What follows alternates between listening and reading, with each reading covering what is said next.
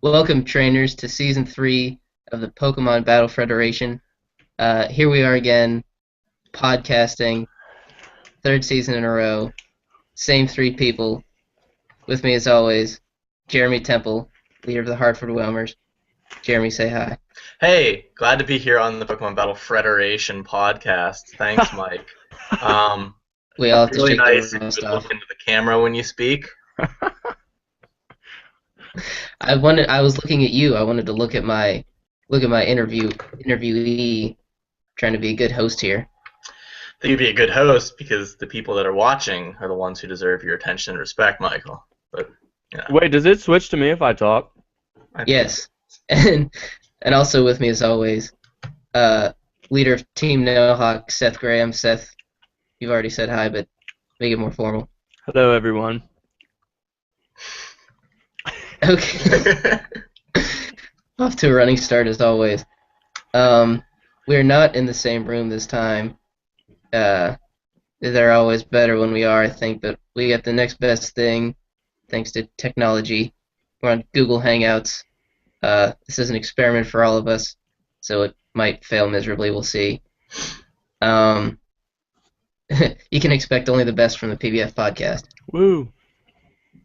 So we'd like to officially welcome everybody back to Season 3, and we want to send out a special welcome to Matt Delaney, the newest member of the PBF. Seth, you invited him in here. How do you think he's going to do in this first season? Yeah, so for most of you probably won't know, he was my roommate for the last, 2 years, maybe. And he always bought the games with me on the DS when they came out. And, we would do the playthroughs, and we would battle here and there, or, do Battle Tower. So he's definitely, he's been following Pokemon for, a long time, and he's a big fan. He hasn't battled competitively, often at all, but I think he knows enough about it, and I think with a little advice here and there from me, I think he'll be good. So yeah, I mean, hey, if Blacka can be in this, I think he can and do well. exactly, I think we'll be okay. exactly. Yeah, All right, so Mr. Delaney's not the only thing new to the PBF this season. I wanted to start off by talking about the new rules a little bit, which Jeremy and I sort of came up with together. So Seth will be looking for your input from the non-administrative opinion. yeah, naturally. So one thing we wanted to do to try to increase participation was releasing the schedule 1 week at a time and not announcing the next week's schedule until the first one is done.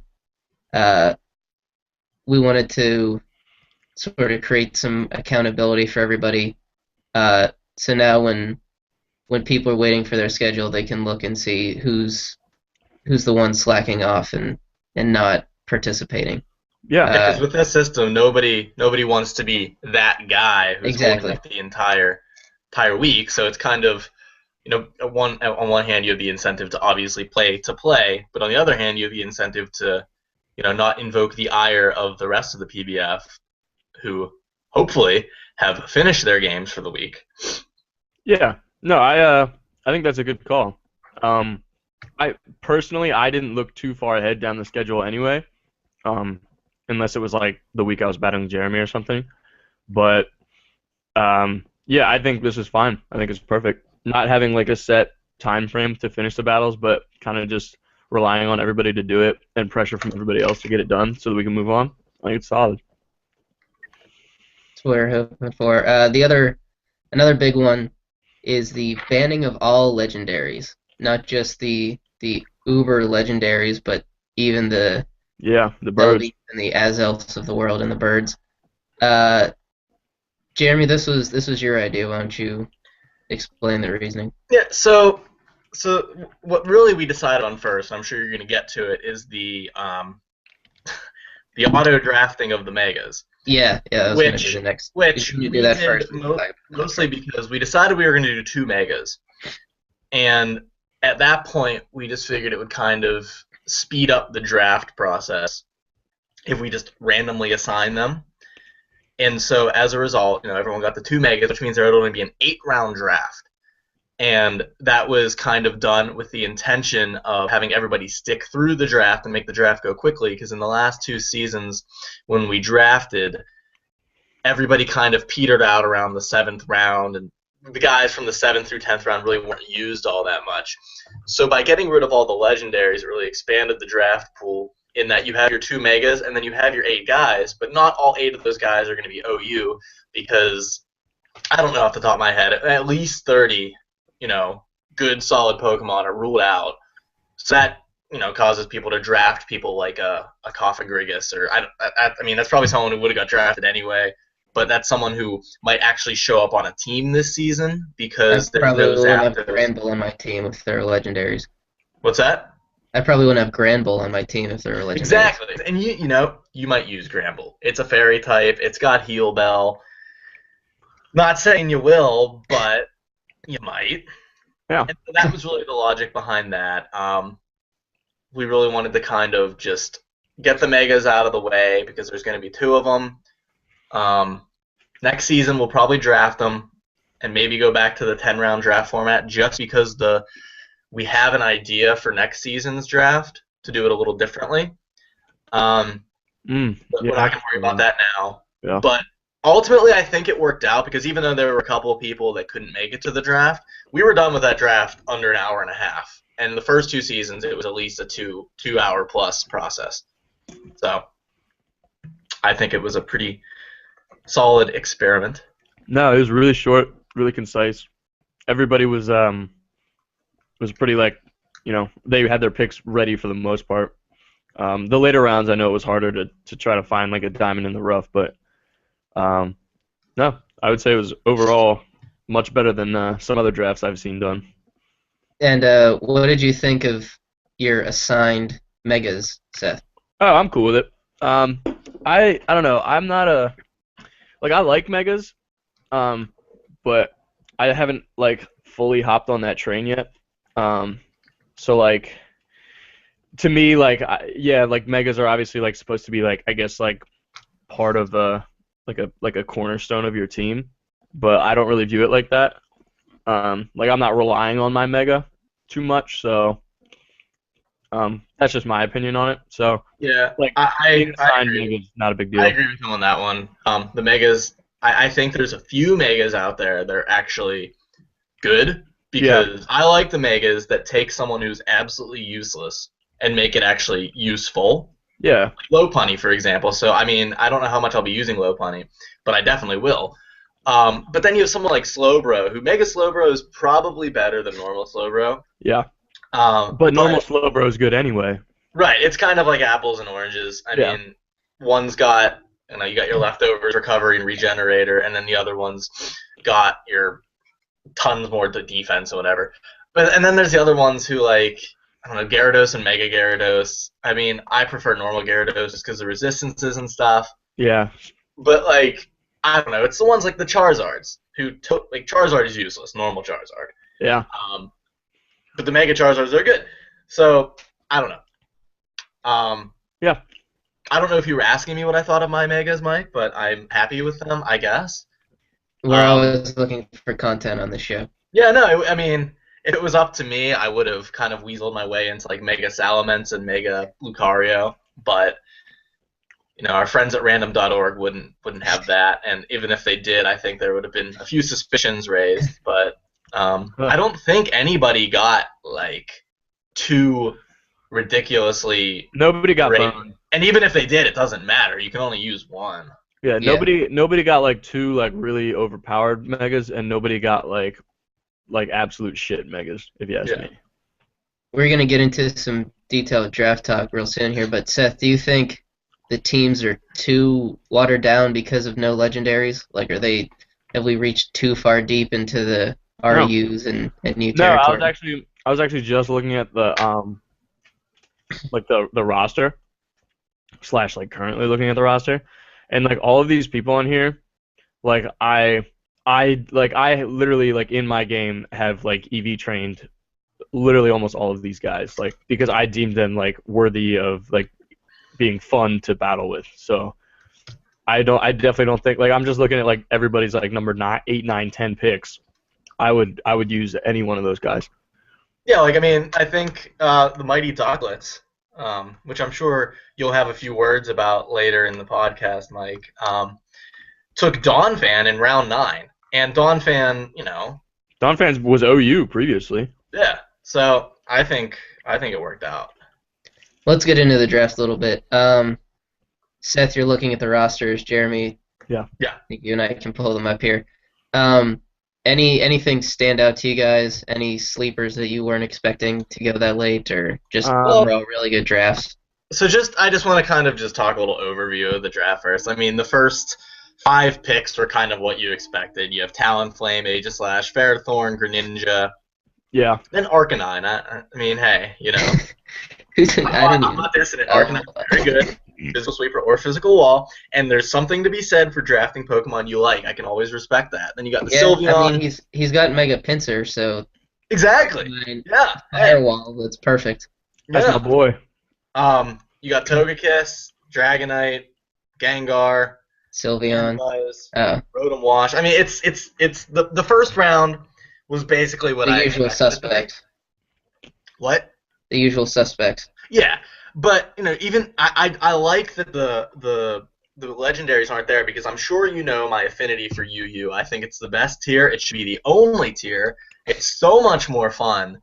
That it's not just the same old suspects. It's a bigger tier. I don't know if I heard you say that it should be the only tier before.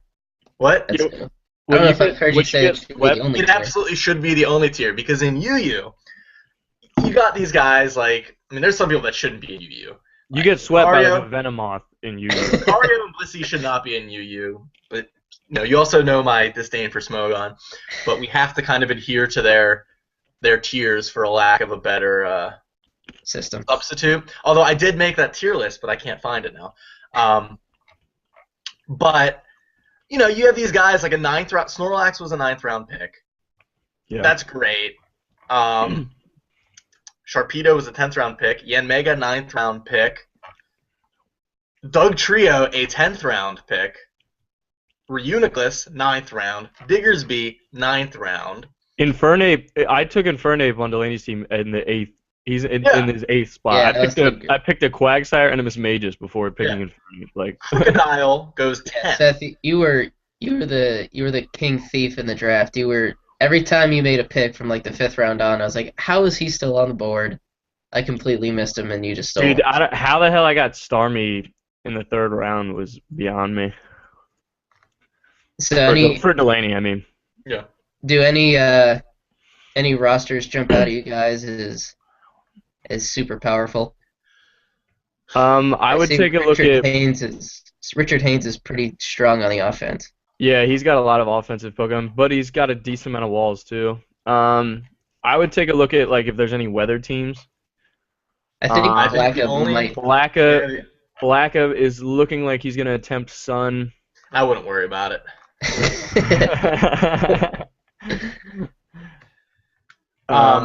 Yeah. But I do think actually, if I were to look at straight on a roster, I think Blacka does have one of the scariest rosters out there. I mean, Mega Charizard Y, Greninja, and Greninja doesn't really work perfectly with Charizard Y just because the Hydro Pump would be weakened by the sun. But exactly. It's that's not really guaranteed to always matter. He's got Garchomp and Clefable, and Clefable is going to sponge up pretty much anything that's going to take down Garchomp. And Venusaur in the sun. Venusaur in the sun, yeah, absolutely. The only physical wall he's got looks to be an Aggron, which not terrible. I mean, it's gonna take your physical hits. It's not. But I don't know. I don't know if it can do enough status and/or damage while being tanky. And/or take a stab close combat. Yeah. Yep. Like. The one thing I think it would have been really good for Blacka to do would have been to draft Forretress. We got to pick up on waivers. I don't know how he didn't get drafted. Blacka needs resistance to ice. If Blacka would have got Forretress, he'd have a Rapid Spinner for Charizard Y. Yeah. So. Yeah. Otherwise, now you have to assume that he would have to lead with that. Right. And just kind of try to blow up whatever comes in. Yeah, so I mean, I do think on paper Black has got one of the scariest rosters, but it's going to Yeah. be very difficult to get it to work. But if it works, it's going to work well. Yep.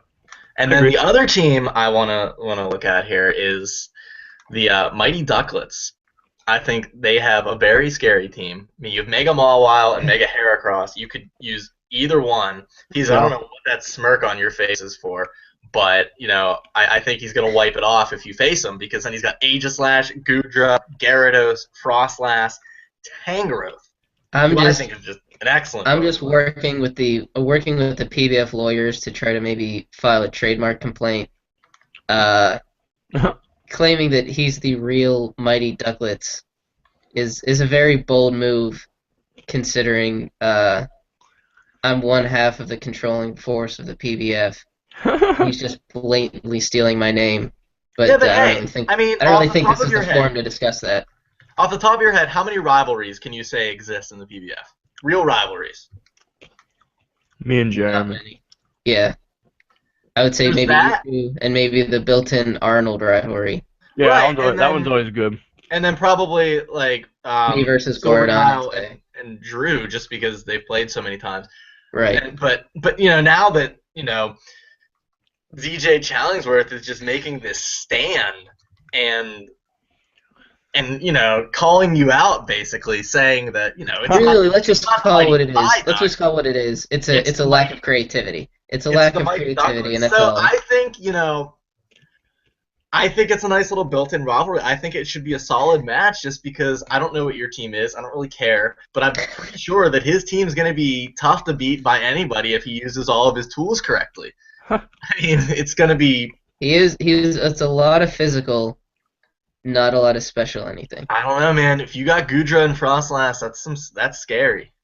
Scary. We'll see. We'll cross that bridge when we get to it. And I hope we get to it soon because I happen to know the schedule maker. Yeah, pretty personally. Actually, I just randomized it this season or this week. I'll probably just randomize it again next week. But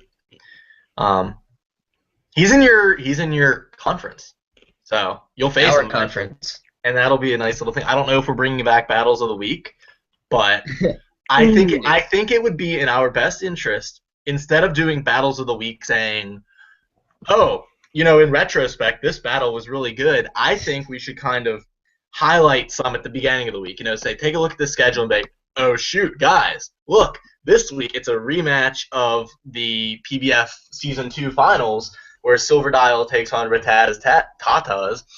And, this is something you're going to want to see. Stay tuned because we're going to talk about it. We're going to, if we do battles of the week. Big if. Big if. But if our PBF faithful want to see it, and I'm sure they'll make their voice known, let us know in the comments section below. I don't know, is this going on YouTube? It should be. Yeah. You can make a little annotation or something. God damn it. And what? No, keep going. Well, yeah, let's. Just force Peasley to do battles of the week and record them, and I'd commentate them. And 2 or 3 battles of the week, hype them up, get them going, excitement, and just commentate them. I think we need more built-in stories. Let's not get the people excited and make promises we can't keep. Well, listen. I'm just saying every other sport has built-in stories. LeBron James coming back to Miami on Christmas. I'm not even a basketball fan, and I knew that was a big deal. So we need more built-in stories, like when the Mighty Ducklets, the real Mighty Ducklets, take on the Mighty Psyducks of Anaheim. Who actually deserves the Ducks, the Mighty prefix? Yeah. It could have implications for next season. Like loser loses Mighty. Well, let's look at the schedule now that we brought it up. Sure. Just to look at the divisions. Now, I'm looking through the current divisions, and they all seem pretty tough this year. Seth, do you have one group of death that you see, so to speak? One division that's just. My division certainly doesn't look fucking fun. No. Yeah, I mean, my division, Victini is pretty strong, and I think Mew is pretty strong. You got the is Magic Carpet Ride the other Arnold, I believe. Yes, both Yeah. Arnolds, Jeremy and myself, and Mew. Exactly. So that's a pretty strong one. That And division everybody in that division has made the playoffs both seasons. yeah, and then it's Haynes, Drew, me, and Delaney in mine. I think that's another pretty strong one. I think all of the I think divisions. Selby might be the most competitive. Yeah. You have Blacka, Brad, Brad, Pittsburgh Porygons, and Gordon, and Pengel. Pingle. Yeah, I think all of the divisions should be very, very interesting. In that, I can't look at a single division here and say, oh, that person definitely going to win. Yeah, exactly. So, we have 2 wild card spots, right? Or are we just doing the top 2 from each division? I don't know if we talked about that yet. We haven't. We'll see what we did last year. Whatever we did last season, we'll keep it. We have 10 weeks to figure it out. It's fine. Yeah. But yeah, I mean, if I had to say, gun to my head, who's going to win every division, I would say over in Jirachi. Huh. Ooh. Tough. Wow. I'm going to go with Mikey Douglas just because I was just talking about his team. And it's a scary-looking team. Over Victini, I think I got to go with Nohawk, just because what I know. I come to think the PBF podcast for favoritism here, folks. Well, no, I just think Nohawk and I are very strong regular season players True. who kind of stop caring in the playoffs for whatever reason. Also very true. And I am willing to make a pact with you, Nohawk, right now, that we will force each other to play through the whole playoffs. All right, I'm with you. I just want to remind you both that this is recorded and will be seen by twos of people. True. Yeah. Hey, over in Celebi, so I'm gonna make a conditional pick here. I'm gonna pick Pingle to win the division, unless Brad plays every week. If Brad sticks with it, I think Brad will win the division.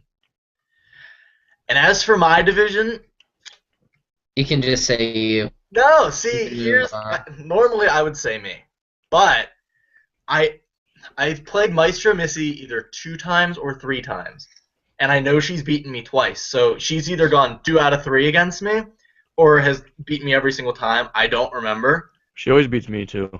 Yeah. So, and her team looks terrifying. I just played it, and I almost got swept by Lucario. Yeah. So props to her for drafting Lucario. I was about to pick Lucario because I thought nobody would remember that he existed because everyone's like, oh, his Mega's yeah. So, it's gonna. I think she has the team to beat in Mew. Now, Huck, do you have any? What's your division picks? It's kind of hard to argue with what Jeremy said. I don't know if I'd pick me for my division. Like honestly, like last season, I was pretty confident in my team. This season, I haven't play tested it enough to say for sure that it's solid because I don't like certain aspects of my team right now, but I can adapt accordingly. So I don't know if I'd pick me. I'd probably have to. I think it's a toss up between Drew or Rich Haynes. So there's that. Jirachi, I'd probably have to go with Ducklets. I like his team, the way he drafted his team. Celebi's tough. I like Blacka's team, but you don't like Blacka. It is Blacka. So I'm actually gonna go with a toss up between, instead of Pingle and Brad, I'm gonna go with a toss up between Brad and Blacka. Oh. Sorry, Pingle. I like Pingle though too. But I couldn't say all of the same picks as you, so just to be devil's advocate, I'll do that. Mew, I think I agree with Jeremy. I have to go with Missy. She always beats me. She always mostly beats Jeremy, I think. I think always, yeah. I don't know. I'll be the one to disagree a little bit. In Jirachi, I think Raz and Shuri John has a great roster. Yeah, he would have been my second one. And if he can pull it together, I think it's his division to win. Uh, Seth, in your division, I mean, it's hard to go against Drew. Yeah, Been in the finals, although Silverdial's been in the finals both times too. exactly. So Um, that's why I could not pick me. See, I was picking purely regular season. Oh, yeah, I mean, if we're yeah. talking, I always win the regular season, but Yeah. that's not I just, that's neither here nor there. I think Drew. Everybody might be sleeping on Drew since he doesn't have Mega Metacham anymore, but um, he has Mandibuzz, Azumarill, Caesar, Tyranitar. He's gonna be really tough to beat. Yeah, those are strong Um, picks. Celebi, I think, is the hardest to call, but uh, that one I will agree with you guys. I think Black is the favorite in that one. See, And Oh, I like that shot. sorry, I was the keyboard to my PC is behind my laptop, so I had to drop the hood. and I'll be the one to pick Jeremy for the Mew division. Just be he doesn't want to let on too much right now, but I paid attention to his draft pretty closely, and I think he has some crazy tricks up his sleeve, just like using crazy sets for guys that no one's gonna think of. As long as he doesn't get bored, I think it's his to lose. Okay, okay. We'll see. So Jeremy, we've been talking about Fortress as one of the steals of the draft. He's no longer on your team, actually. He's now a member of the Mighty Psyducks of Anaheim. And that brings up the 4 trades in less than 4 days since the draft. Definitely the biggest flurry of trades uh, for a long time in the PBF. Uh, why do you think? What about this draft forced these trades? I know Jeremy was there. It is again. Jeremy, you were part of most of the trading, Right. um, but there we saw some other trades that weren't involving you. What do you think caused the big flurry this So year? I guess we'll talk about the one trade that didn't involve me first. Yeah, And that was the swap of the megas between the Arnolds. And I think that was mostly just a workout for both teams. I guess. interestingly, Andrew has both Water Dark Megas now. Yeah, but I mean, I think he was probably very happy with Mega Gyarados. I could be wrong, but I think he had Mega Gyarados before. I'm not sure. Yeah, Um, and I would be happy with Mega Gyarados. So he might have seen that, he didn't really need Mega Altaria, and um, Missy had Glalie and Sharpedo, and it could have been really a toss-up between either. I mean, both are they do different things, but more or less equivalent in terms of ranking and bulky standing or versus whatever. speed. But yeah, So, she would just maybe say, hey, you're not going to use Altaria, you have Gyarados, hook me up with Altaria, you know.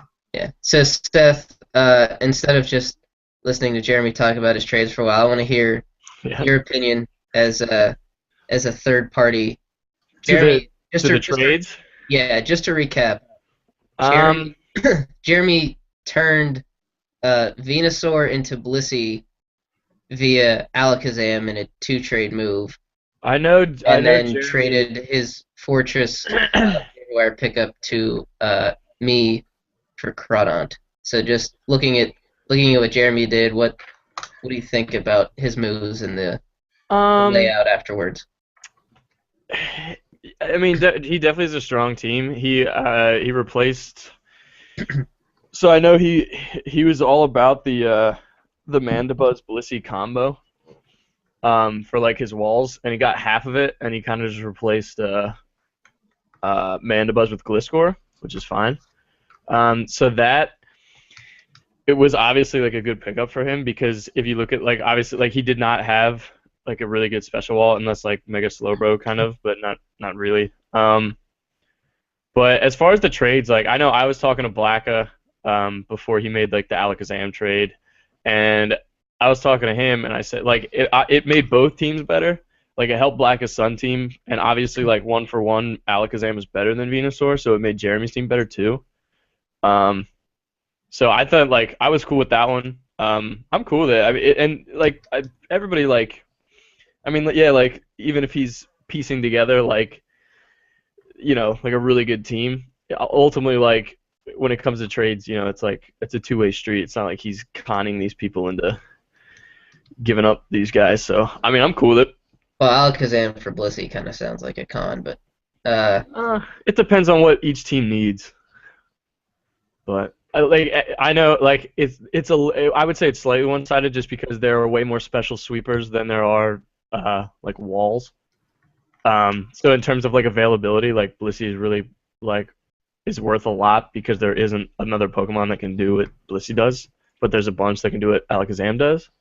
So I could see how that would be a little one-sided, but I don't know. I've always been cool with trades. I mean, people are beatable. There's no unbeatable Pokemon team because if there was, like, we wouldn't be doing this. So, yeah, I'm cool with them.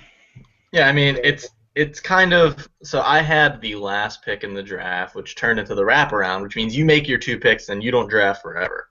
Yeah. So basically, the draft strategy was get a nice solid nucleus of guys, and then steal the guys from the draft that I don't really need, but I know will go good for trades. Like Venusaur, I was never going to use Venusaur, and that was just basically just going to be a trade bait for something. And then, that's what you got to do. I wanted Blissey. I've always wanted Blissey. I will always want and have Blissey, one way or the other. It's been my go-to everything since Gen 4. Not having Mana Buzz is like, it's okay, just because I've done it for the last 2 seasons. I'm just going to try something a little different this time. But not having Mana Buzz meant that my team had 0 knockoffs, which is why I went for the Groudon. Yeah. Because basically all you got to do to make a good trade, and I suggest everyone here do this, look at your team, look at who you don't need, to say, I am never going to use this guy, but he's actually good, and then go through the rosters and see who doesn't have something. That's what I did for Ferretris. I said, I have Ferretris. I already have 2 very good physical walls in Gliscor and Mega Slowbro. I'm never going to use Ferretris. Rapid Spin would be nice, but it's not. No, it's not a reason to yet really carry somebody. Yeah. So I looked at Peasley's team. I said, Peasley has 0 physical bulk. He needs Ferretris. Let's make a deal. And I suggested it did happen to be a nice pair with Umbreon. Yeah. I'm probably going to use 100% of the time. It counters Umbreon's weaknesses very well, so it seemed. And I do have physical attack bulk by the crap ton. And so Crawdon might have made it on my team, might not have. So, but Fortress is definitely a good pivot with Umbreon. Yeah. I listen. Trades are fun, guys. I was having kind of a slow day yesterday, and I said, wait a minute, I might be able to work something out for Blissey here. And it was a rush, It was fun, kind of telling Blacka, hey, you need this Venusaur. And he does. I think Venusaur really, the reason it is OU is because of the sun. I don't really think that it really works too well without it. Mm-hmm. It can, but whatever. There's that again. Does that become the primary thing? Like, no, no. That if you make noise while you do it, then it will. Well, I think you moving your laptop lid is making like the microphone pick it up. Whatever. But I'm just saying, I really suggest you guys go out and get trades. I promise you this through the draft: there are no teams out there that are perfect. There are no teams that don't have holes. And I guarantee you, there's someone you can make a trade with who has a hole where you have a surplus, and make it happen. Well, I think this is a natural transition to a PBF podcast tradition. Jeremy acting like a used car salesman to try to pitch one of his current roster members for a trade. Anybody you're trying to sell this week? Well, let's see. No. Or no, Hawk, if you're trying to sell anybody, by all means. I could probably part with Klefki. I would. I wouldn't say I'm trying to sell anybody, but I am definitely open for trades. Like I am not. There's no like one person on my team that's like I will not part with, like absolutely not part with. So I'm good. Bring it. Yeah, man. Hey, I'll take. I don't want anyone on your team. All right. All right, well let's get to the part everybody wants to hear. Predictions that everybody will forget about in a week. Uh, so assuming that we just go with the two top two teams from each division, um, we don't have to get predictions for all eight teams, but let's see a Final Four prediction, finals prediction, and a champion prediction from everybody. So you're saying who's going to win each division? Well, Well, I no, we guess. already did Okay. that. Right. So Okay. So we're who going to will make it to the assume Final Four? Final Four. Yeah. So it could technically be two from one division. It'll depend on seeding, but just if you had to pick a final two from each conference, obviously. Okay. So yeah, So two from each conference to make it to the Final Four. two from each conference to make it to the Final Four. So I'm going to say that the Final Four over in the We didn't change the conference titles actually yet on the no, they schedule. should be Sapphire and Ruby, right? Do that right now. Are they Sapphire and Ruby? Is that what they are? Yeah. Mew is in set. All right, I'll change that. You make your picks. I got it. No, I got it, Peasy. Okay. All right. So over in the Ruby conference, I'm going to say the final two over there are going to be Nohawk and Silver Dial. And I say Silver Dial only because I know that Silver Dial and Rattatas played this week and Silver Dial won. I know that's not indicative of who's going to be in the final two over there. But gun to my head, I would say, Uh-oh. I don't know. It's going to be one of those three. Silver Dial, Rattatas, and Nohawk. Gonna have to make a pick. If I have to make a pick, Webcam to your head. webcam to my head, Silver Dial, Team Nohawk. Ooh. Okay. Stick with That's your gut. my And from coin flip choice. And am I doing the other side now? Yep. The other side, I'm gonna go me and Missy. Okay, so in Silver Dial versus Team Nohawk, who wins that one? Pretend that Seth isn't here right now. Yeah, and that Silver Dial. yeah. I don't know. I mean, just based purely on playoff performance. And Missy versus you, I'm assuming you Playoff take Missy because playoff you're going to be bored and Missy has your number. Missy does have my number, but I swear to God, I will try my hardest to beat her because I can't sleep at night. Because, just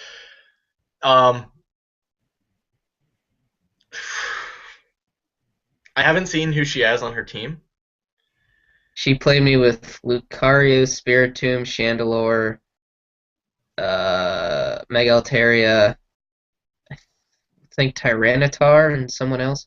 We can handle that. I'm picking me.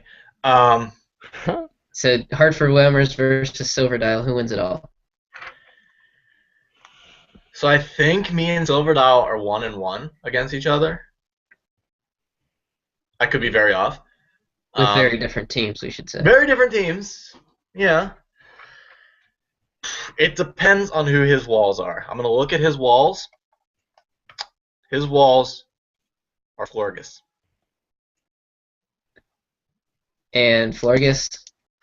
I got this. And I think I got Florgus. this. All right, so I'll tell you what. Here's how it's going to be. If it's Silver Dial or Nohawk against me, I think I got it. If it's Drew, Ooh. I don't think I got it. Okay, big words from Hartford Whalers picking themselves to win. Seth, who's your Final Four? It's wait, so it can be two people from the same division, obviously. Yeah, so if we do it the same way, it'll be division top two. like it'll be number one from Mew versus number two from Celebi, and vice versa. Or if we're doing two wild cards, it could be like 3 from one and 1 from the other. Yeah, we'll figure that out later. Okay. We'll just pick two from each conference.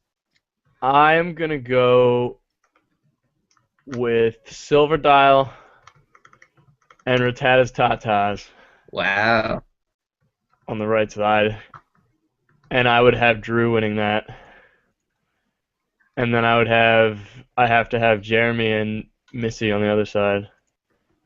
with Jeremy winning that, So Jeremy versus Drew. and then I think it has to be I think it has to be Drew. I gotta pick Drew. First two-time champion. Well, let this be bulletin board material, as they say in sports, for the Selby and Jirachi divisions, who have just been disrespected by the panel on the PBF podcast. I think all 8 of you should maybe print out a transcript of this podcast, pin it up next to your laptop, and just read it every day, and just use that as motivation, hype up your team, and really focus in and show these two what they really know about Pokemon. Yeah, if you want some motivation, I'm gonna do my picks for who's gonna be last in each division. Ooh. Wow. Okay. Go for it. You, Mighty Psyducks. Celebi, Pick Blacka. Blacka. Victini, Nohawk. Jirachi, Blacka. Blacka's gonna somehow lose 2 divisions. Well, on that note, do either of you have anything else to say? Any other teams to disrespect? Nope. Some personal insults, maybe some mother jokes. Well, I'll be on we haven't Showdown. covered the Pittsburgh Porygons. Don't need to. All right. So with that said, no. If you want to talk about Gordon, we can. Only wall. Well, they have Jellicent and Bastiodon, but like. Bastiodon. It's got a Sableye though. That could be cute, I guess. Or annoying as fuck. Yeah. Knowing Gordon, it'll be annoying. Let's look at Peasley's team real quick. Beedrill, useless. Alakazam, pretty good. Mamoswine, pretty good. Umbreon, pretty good. Rotom H. No. Yeah. Conkeldurr, yeah, I like Conkeldurr, whatever. That's gonna be. I'm calling it right now. It's the MVP of your team, Peasley. Conkeldurr? Yep, that'll be the MVP of your team. Lantern, it's a good pickup, if not just for type coverage. You never know when you're gonna need it. Halucha, scary, sneaky, good. It's really only got 1 set, so it's kind of predictable. Yeah. But it doesn't matter because I mean, fighting and flying are pretty good coverage, and I don't know. It definitely has the ability to sweep. What's its third attacking move? Acrobatics. Okay, that makes sense. Yeah. Granbull. Okay, sure. A little bit of inside info. I finished my games this week already, and I split the Arnolds. I lost to division favorite Missy and beat Andrew, and Halucha had a nice 4 kills in that game. Nice. So it's very much a experiment right now. I'm still reshuffling everybody. All right, Peasley. I have a question to pose to you. Another trade offer?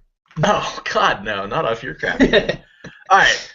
So I say what we missed last season were some mid and end season awards. Mostly because we never podcasted. Right. And I think people want to see it. So I'm going to ask you right now, Peasley, your early prediction for your Ruby and Sapphire Conference MVPs. And let me qualify this. It's not purely we're not going to award. I'm no longer going to award Pokemon of the week to whoever just has the best plus minus or whatever. I am going to award it. I mean, that'll obviously be a big factor, but I'm going to try to determine it based on the Pokemon that's actually most valuable to the team.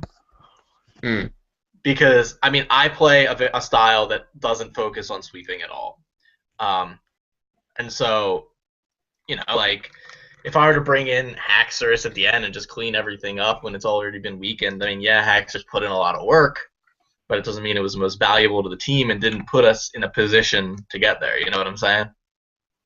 Is that a shot at how I use Haxorus, Jeremy? No, that's how everybody should use Haxorus. But I'm just saying, just because he comes in and kills everybody at the end when they're already at like 25% health or whatever, doesn't mean that he should get all the glory. Well, a quick look at the Ruby division. If we're going, usually most valuable player is always on a playoff team. So with that in mind, I think I'm gonna pick Lucario It's a good from pick. Maestro Missy. Just and I'm definitely biased. But the way she used it, it's very well protected. It's set up perfectly to come in and sweep like it did for me. And in Ruby,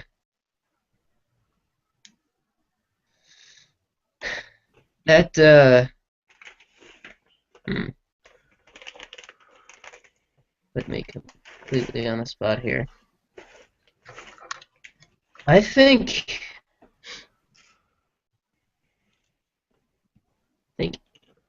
Azumarill on Drew's team is interesting. I would No, I'm agree gonna with go for that. I'm gonna go for a sleeper maybe.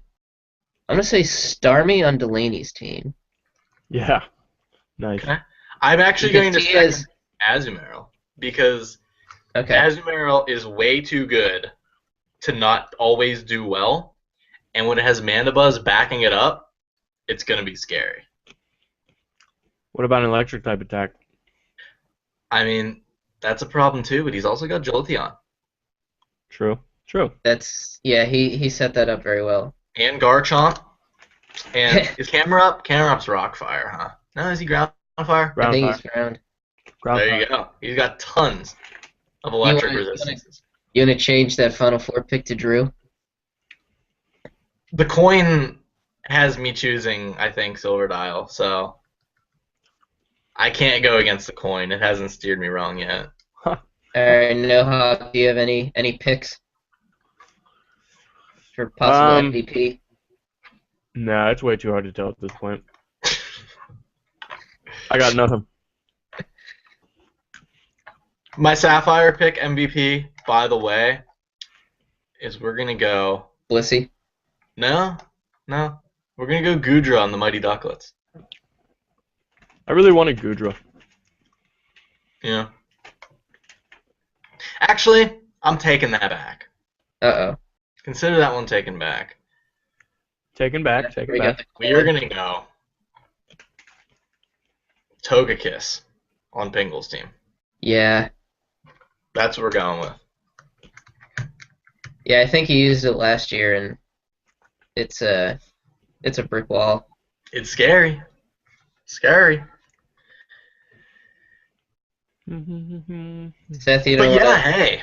you don't wanna It's early, and if you want your Pokemon to be MVP, make it happen, Make those trades, play with some heart, go out there, give it your all, and win.